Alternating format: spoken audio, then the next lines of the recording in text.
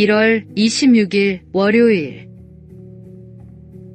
작은 물동이.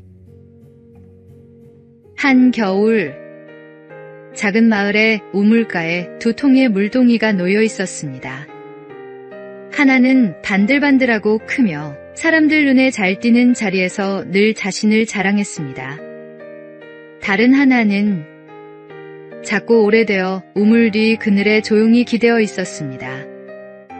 마을 사람들은 큰 물동이에 먼저 눈길을 주지만 날이 추워 얼음이 끼기 시작하자 상황이 달라졌습니다. 큰 물동이는 입구가 넓어 얼음이 금세 차올라 물을 퍼낼 수 없었고, 작은 물동이는 입구가 좁고 낮아 얼음이 쉽게 녹아 여전히 물을 담을 수 있었습니다. 사람들은 결국 작은 물동이로 물을 길어 나르기 시작했습니다. 낮아 보이고 작아 보이던 그 물동이가 겨울날 가장 귀한 역할을 하게 된 것입니다. 우리가 주님 앞에서 작아지는 것도 이와 같습니다. 스스로를 낮출 때 우리는 오히려 주님의 영광을 담는 그릇이 됩니다.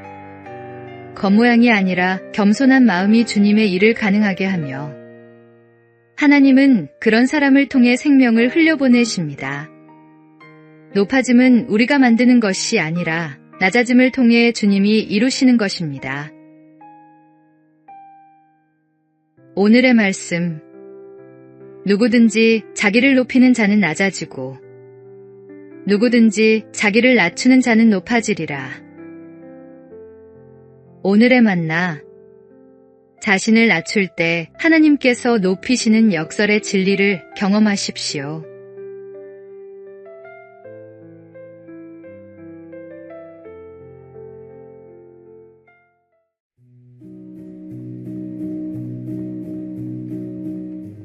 (1월 27일) 화요일.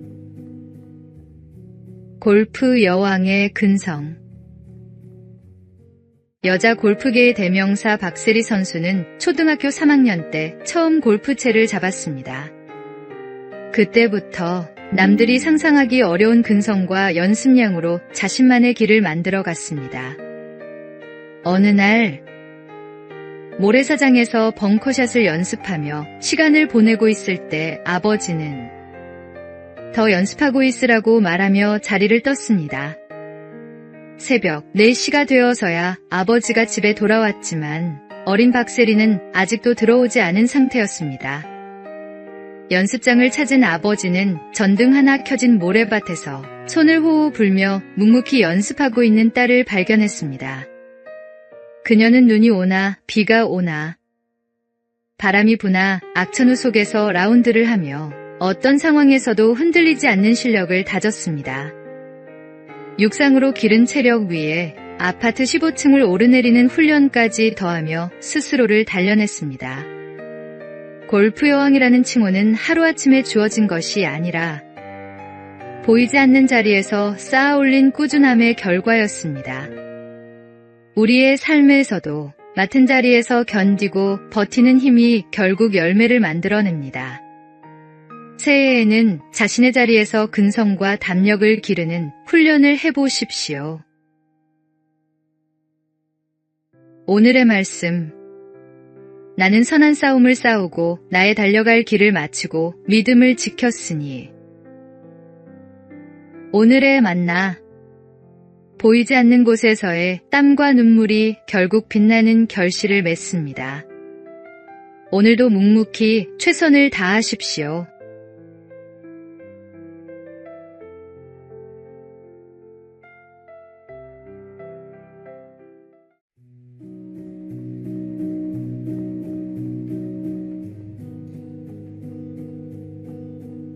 (1월 28일) 수요일.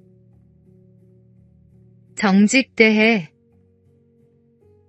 어느 마을에 정직대회가 열렸습니다. 참가자들은 한 주간 있었던 잘못을 솔직하게 고백하면 되고, 가장 진실한 사람에게는 정직왕, 왕관이 수여되는 행사였습니다. 모두가 긴장한 얼굴로 앞에 섰습니다. 첫 번째 참가자가 말했습니다. 저는 실수한 적이 없습니다. 완벽한 한 주였습니다. 두 번째 참가자도 나섰습니다. 저도요. 저는 항상 바르게 살았습니다. 사람들은 서로 눈치를 보며 당당하게 말했지만 분위기는 어딘가 어색했습니다. 그때 어린 소년 하나가 손을 들며 수줍게 나왔습니다. 저는 쿠키를 하나만 먹으라고 했는데 4개나 먹었어요. 엄마 몰래요. 순간 사람들이 웃음을 터뜨렸습니다. 그런데 심사위원장은 미소를 지으며 바로 왕관을 그의 머리에 올려놓았습니다.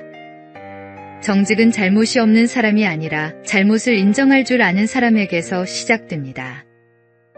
우리는 절대자 하나님 앞에서는 누구나 부족하고 부끄러운 존재들입니다. 하나님께 드릴 수 있는 가장 아름다운 고백, 자신이 죄인임을 인정하는 고백을 드리십시오. 우리가 죄인임을 고백할 때 주님께서는 우리를 의인이라 칭하십니다. 오늘의 말씀.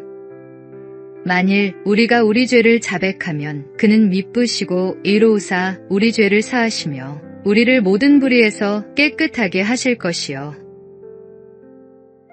오늘의 만나. 진정한 회개는 완벽함을 주장하는 것이 아니라 솔직하게 자신의 부족함을 인정하는 것입니다.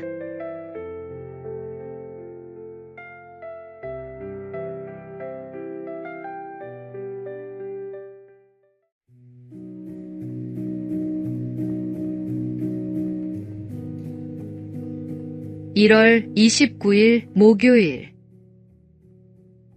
선택의 언어.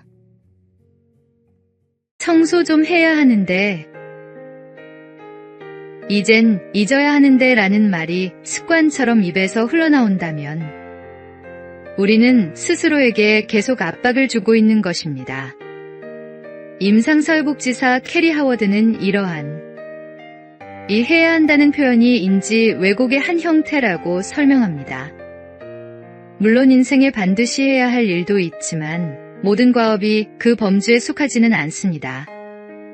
어떤 일을 해야 한다고 마음먹고도 정작 다른 일에 시간을 허비하며 자신을 실망시킨 경험, 누구나 한 번쯤 있었을 것입니다. 이런 패턴은 쉽게 자기 비난의 악순환으로 이어집니다. 사람들이 혼란스러워하는 이유는 진짜 원하는 것과 외부가 요구하는 것을 구분하기 어렵기 때문입니다.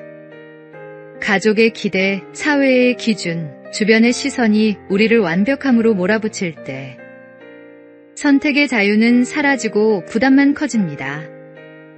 하워드는 해야 한다는 표현을 선택한다로 바꾸라고 조언합니다. 숙제를 해야 해가 아니라 배움에 도움이 되니 숙제를 하기로 선택한다. 운동해야 해가 아니라 건강을 위해 운동하기로 선택한다. 선택의 언어는 우리에게 주체성과 의미를 되찾아 줍니다.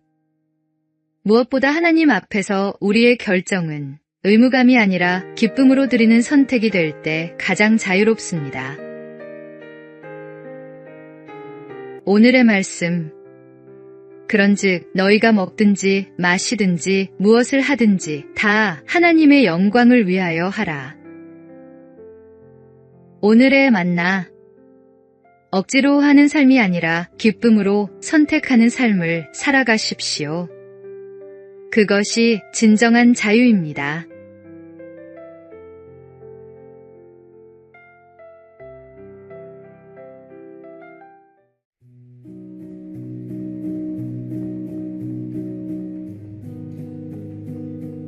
(1월 30일) 금요일.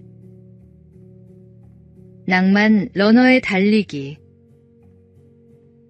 낭만 러너로 불리는 심진석 씨는 올해만 27번의 아마추어 마라톤 대회에서 우승했습니다.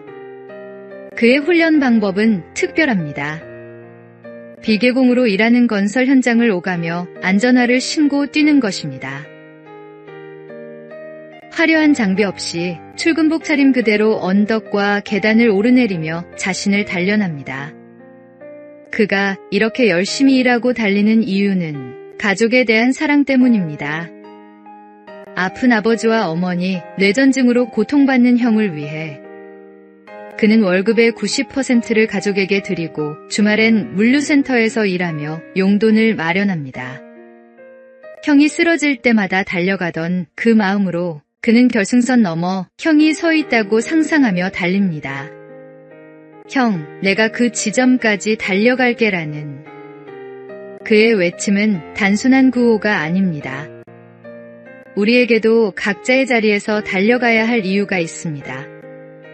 하나님께서 우리를 부르신 그 자리에서 주어진 환경 속에서도 최선을 다할 때 우리의 삶은 빛을 발합니다. 심씨가 무거운 안전화를 신고도 달릴 수 있었던 것처럼 우리도 어려운 여건 속에서도 하나님께서 주신 사명을 향해 달려갈 수 있습니다. 오늘의 말씀. 무슨 일을 하든지 마음을 다하여 주께 하듯 하고 사람에게 하듯 하지 말라. 오늘의 만나. 환경이 완벽하지 않아도 괜찮습니다. 지금 있는 그 자리에서 최선을 다하십시오. 하나님께서 함께 하십니다.